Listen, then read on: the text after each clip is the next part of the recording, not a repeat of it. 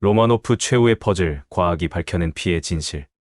오늘의 영상은 평소와는 좀 더 색다른 영상이 아닐까 하는 생각으로 준비하였습니다. 종종 감추어진 미스터리가 밝혀졌다라는 기사를 볼 때면 도대체 어떻게 밝혀냈을까 하는 궁금증과 몰랐을 때는 엄청난 상상력을 자극하던 미스터리가 밝혀졌을 때 찾아오는 공허함과 허탈함 등등 다양한 감정이 찾아오곤 합니다. 이게 겨우 이런 이유였던 거야? 이거 너무 시시한 거 아니야?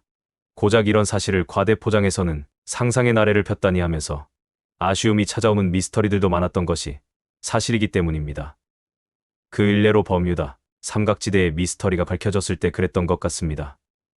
외계인의 간섭이라든지 또 다른 포탈이라든지 수중 깊은 곳에 사는 무서운 종족의 짓궂은 장난이려니 하면서 온갖 상상력을 동원했던 것이 사실이기 때문입니다. 하지만 과학자들이 밝혀낸 미스터리는 기대보다는 실망이 너무나도 컸던 개인적인 생각이 더해져 오늘의 영상도 그중 하나가 될런지는 두고 보면 알게 될 것 같아 저 역시 시작하는 단계에서 호기심을 자극하게 되네요. 그렇다면 오늘의 영상의 결말은 어떻게 될지 끝까지 지켜봐 주시길 바라며 바로 이어서 시작하겠습니다. 역사란 종종 승자에 의해 기록되는 것이며 이면에는 수많은 공백과 의문들이 존재합니다. 기록이 불완전한 과거는 대중의 상상력을 자극하는 전설이나 신화로 재구성되곤 했으며 수많은 미스터리는 오랜 세월 동안 그 진위가 불분명한 채로 전해져 왔습니다. 특히 왕족이나 지도자, 고대 문명과 관련된 이야기는 대중문화 속에서 극적으로 변화하며 다루어졌고 소설이나 영화의 형태로 재창조되었습니다. 하지만 현대 과학기술의 발달은 이러한 신화를 다시 평가할 수 있는 기반을 마련해 주었습니다. 유전학, 고고학, 법의학, 지화학, 기후과학 등의 다양한 분야가 결합되면서 과거는 단순히 이야기의 대상이 아닌 분석의 대상으로 자리 잡고 있습니다.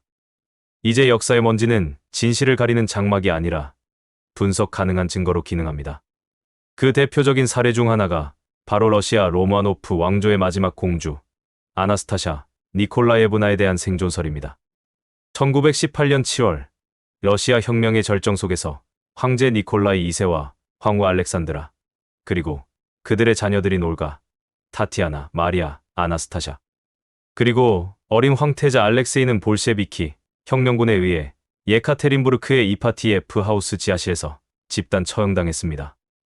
가족 전체가 총격과 칼질, 고문 끝에 숨졌다는 이 사건은 20세기 세계사에서 가장 비극적인 가족사로 기록되었습니다. 그러나 이 끔찍한 이야기 뒤에는 하나의 강력한 소문이 퍼지기 시작했습니다. 막내딸 아나스타샤 공주가 기적적으로 살아남았다는 이야기였습니다.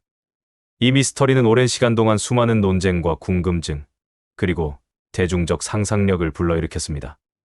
이 생존설을 주장한 가장 대표적인 인물은 안나 앤더슨이라는 여성이었습니다. 그녀는 1920년 독일의 정신병원에서 자신이 살아남은 아나스타샤라고 주장했으며 이후 수십 년간 언론의 집중 조명을 받았습니다. 그녀는 왕실의 개인적인 습관이나 병력, 가족에 대한 세부 정보를 알고 있었으며 이를 바탕으로 많은 이들의 동정과 지지를 받았습니다. 하지만 황실의 직계 친족들은 그녀의 주장을 인정하지 않았고 법적 논쟁은 수십 년간 이어졌습니다. 그럼에도 불구하고 그녀의 이야기는 영화나 소설로 제작되어 대중문화에 깊이 각인되었고 아나스타샤 생존설은 희망과 낭만의 상징처럼 확산되었습니다. 그러나 이러한 대중적 믿음은 시대의 흐름과 과학기술의 발전에 따라 점차 의심받기 시작합니다. 냉전의 종식과 러시아의 개방은 묻혀있던 역사에 접근할 수 있는 새로운 기회를 제공했고 로마노프 가족의 실종에 대한 과학적 조사와 검증이 본격적으로 시작되었습니다. 1991년 예카테린부르크 외곽의 한 숲에서 땅에 묻혀있던 9구의 유해가 발굴되었습니다. 초기 분석 결과 이 유해들은 니콜라이 2세와 황후, 그리고 3명의 딸의 것으로 추정되었으며 황태자 알렉세이와 마지막 딸 즉 아나스타샤 혹은 마리아의 유해는 확인되지 않았습니다. 이로 인해 아나스타샤 생존설은 다시 힘을 얻는 듯했고 언론과 대중은 또 한 번 그녀의 생존 가능성에 기대를 걸었습니다. 이 시점에서 과학은 결정을 내릴 수 있는 도구로 등장하게 됩니다. 과학자들은 영국의 필립공 알렉산드라, 황후의 외가 친족의 혈액 샘플을 활용하여 미토콘드리아, DNA 분석을 진행했습니다. 미토콘드리아 DNA는 목의 유전 정보만을 전달하기 때문에 황후와 그녀의 자녀들 사이의 유전적 연결고리를 매우 정확하게 파악할 수 있습니다. 분석 결과 기존에 발견된 3명의 여성 유해는 황후와 그녀의 딸들과 완전히 일치하였으며 이로써 아나스타샤가 해당 유해 중 하나라는 강력한 과학적 근거가 확보되었습니다. 하지만 여전히 어린 아들 알렉세이와 마지막 딸의 유해는 확인되지 않은 상태였습니다. 그러던 중 2007년에 새로운 유해가 발견됩니다. 첫 번째 매장지에서 불과 수십 미터 떨어진 지점에서 불에 탄 두 구의 어린 유해가 발견되었고, 과학자들은 이 유해들에서도 DNA를 추출해 분석을 진행했습니다.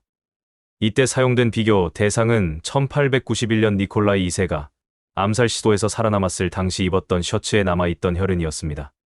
이는 생전에 남긴 명백한 유전적 증거였고, 비교 결과 두 구의 유해는 알렉세이, 황태자와 마지막 공주의 것으로 완벽하게 확인되었습니다. 이로써 약 90년간 이어졌던 아나스타샤 생존설은 DNA 분석이라는 명확하고 냉정한 과학적 증거 앞에 종지부를 찍게 됩니다.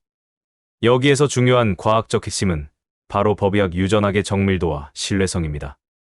미토콘드리아 DNA와 핵 DNA 분석은 과거에는 상상조차 할 수 없었던 수준의 신원 확인을 가능하게 하며 단 몇 조각의 유해만으로도 수십 년간 이어진 역사적 논쟁에 결론을 내릴 수 있게 해줍니다. 안나 앤더슨 역시 사망 후 조직 샘플에 대한 분석을 통해 그녀가 폴란드 출신의 평범한 공장 노동자였음이 밝혀졌으며 그녀의 정신적 불안정함과 상상력이 생존설을 만들어낸 계기였다는 점이 과학적 증거를 통해 드러나게 됩니다.